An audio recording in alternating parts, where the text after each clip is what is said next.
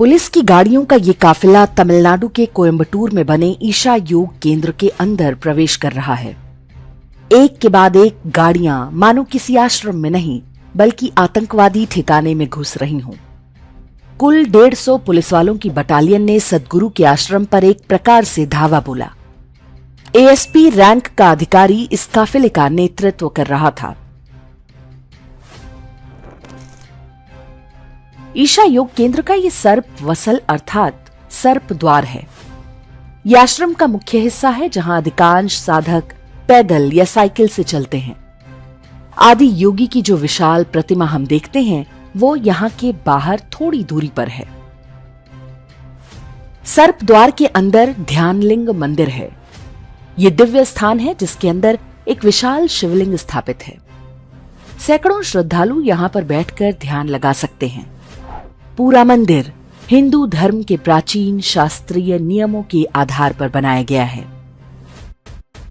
पास में ही लिंग भैरवी का मंदिर है। यहां पर दैवीय शक्ति का अनुभव आप बहुत ही सहज रूप से कर सकते हैं।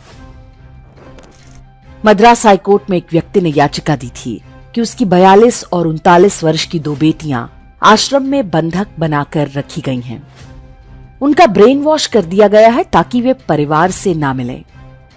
सुनवाई करते हुए मद्रास हाई कोर्ट के जस्टिस एसएम सुब्रमण्यम और वी शिवज्ञाननम ने जो टिप्पणियां की वो भारत की पूरी शासन व्यवस्था की हिंदू विरोधी मानसिकता की निशानी है। जजों ने कहा कि सद्गुरु की अपनी बेटी की शादी हो चुकी है। वे अन्य युवतियों को अपना सिर मुंडवाने और संन्यास लेने को क्यों प्रोत्साहित कर रहे हैं। गीता और लता नाम की दोनों बहनें स्वयं कोर्ट में उपस्थित हुईं और जज से कहा कि हमने अपनी इच्छा से संन्यास लिया है, हम पर कोई दबाव नहीं है। दोनों बहनों ने इंग्लैंड और भारत से इंजीनियरिंग की पढ़ाई की है। उनका विवाह भी हुआ, लेकिन कुछ कारणों से उन्होंने अपना परिवार और करियर दोनों त्याग दिया और आश्रम में आकर रहने लगी। सद्गुरु की बेटी ने संन्यास क्यों नहीं लिया, ये किसी कोर्ट का विषय कैसे हो सकता है? क्या ये कोर्ट तय करेगी कि कौन संन्यास ले और कौन नहीं? याचिकाकर्ता ने कोर्ट में कई ऐसे आरोपों की सूची दी है जो वास्तव में सद्गुरु के विरुद्ध ईसाई मिशनरियों के दुष्प्रचार का हिस्सा है। इसके बाद भी कोर्ट ने आश्रम के विरुद्ध लंबित आपराधिक मुकदमों पर रिपोर्ट मांग ली, जबकि सद्गुरु के वकील ने स्पष्ट रूप से बताया कि आश्रम के विरुद्ध कोई आपराधिक मुकदमा नहीं है, सिवा एक केस के जो इसी याचिकाकर्ता ने दाखिल किया है। साथ ही जजों ने पुलिस को जांच का आदेश दिया। तमिलनाडु की हिंदू विरोधी सरकार तो मानो इसी ताक में बैठी थी। कोर्ट की कार्रवाई के तत्काल बाद पुलिस की पूरी फौज आश्रम भेज दी गई। ध्यान देने वाली बात है कि तमिलनाडु पुलिस की यह कार्रवाई नवरात्रि पूजा से ठीक पहले की गई। ईशा योग केंद्र में बने लिंग भैरवी मंदिर में देवी साधना के अनुष्ठान होते हैं। ऐसा लगता है कि यह पूरा घटनाक्रम नवरात्रि पूजा में व्यवधान डालने की मंशा से गढ़ा गया।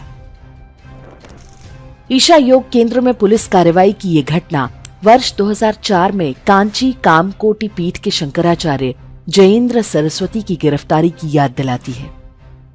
तब सत्ता में आते ही सोनिया गांधी के इशारे पर शंकराचार्य को दिवाली की रात में गिरफ्तार करके दिल्ली लाया गया था और पूरे 2 महीने तक जेल में रखा गया। गिरफ्तारी के समय शंकराचार्य त्रिकाल पूजा पर बैठे थे। पुलिस ने पूजा खत्म करने का भी अवसर नहीं दिया। शंकराचार्य पर हत्या का षड्यंत्र रचने और अश्लील सीडी देखने जैसे आरोप लगाए गए थे। वर्ष 2013 में उन्हें कोर्ट ने दोषमुक्त कर दिया। न्यायालय में साबित हुआ कि शंकराचार्य जयेंद्र सरस्वती को जानबूझकर एक षड्यंत्र रचकर फंसाया गया था। वे तमिलनाडु और आसपास के पूरे क्षेत्र में ईसाई धर्मांतरण में बाधा बन रहे थे। पूर्व राष्ट्रपति प्रणब मुखर्जी ने अपनी पुस्तक द कोएलिशन ईयर्स 1996-2012 में इस घटना का वर्णन करते हुए लिखा है कि शंकराचार्य की गिरफ्तारी से मैं बहुत व्यथित था। अगले दिन कैबिनेट की बैठक में मैंने इस विषय को उठाया। मैंने पूछा कि क्या देश में धर्मनिरपेक्षता केवल हिंदू संत महात्माओं तक ही सीमित है? क्या कोई पुलिस किसी मौलवी को ईद के मौके पर गिरफ्तार करने की हिम्मत कर सकती है? शंकराचार्य को झूठे आरोपों में जेल भेजने से लेकर तिरुपति मंदिर के प्रसाद में गोमांस मिलाने तक ईसाई तंत्र के पापों की सूची बहुत लंबी है। एक ओर सनातन धर्म और दूसरी ओर अब्राहमिक मजहब, दोनों के प्रति तंत्र का दोहरा मानक स्पष्ट देखा जा सकता है। ये वही न्यायपालिका है जो लव जिहाद में फंसाई गई हिंदू लड़कियों को ये कहकर उनके माता पिता को नहीं सौंपती कि वे 18 वर्ष से अधिक की हो चुकी हैं।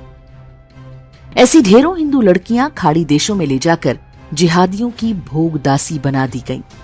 लेकिन किसी कोर्ट या पुलिस ने कभी किसी मदरसे या मौलवी पर ऐसी टिप्पणियां नहीं की होंगी जैसी एक हिंदू धर्मगुरु और उनकी संस्था पर की गई। देश भर में चर्च में आए दिन नन पादरियों का शिकार बनती रहती हैं। उनमें से कई की हत्या भी कर दी जाती है। Sister Jesina Thomas, sister Divya Johny, sister Susan Mathew, Stella Maria जैसे अनगिनत नाम हैं। सिस्टर अभय की हत्या करने वाले फादर थॉमस कोटर और उनकी प्रेमिका सिस्टर सेफी को कोर्ट से किसी तरह उम्र कैद तो हुई, लेकिन हाईकोर्ट ने सजा पर रोक लगा दी। बिशप फ्रैंको मुक्कल का नाम तो भारतीय न्याय व्यवस्था पर एक प्रश्न चिन्ह बनकर खड़ा है। चर्च में दशकों तक ननों से बलात्कार करने वाला ये कैथोलिक दरिंदा कोर्ट से छूट गया, जबकि पूरी सुनवाई में एक भी पीड़िता ने अपना बयान वापस नहीं लिया था।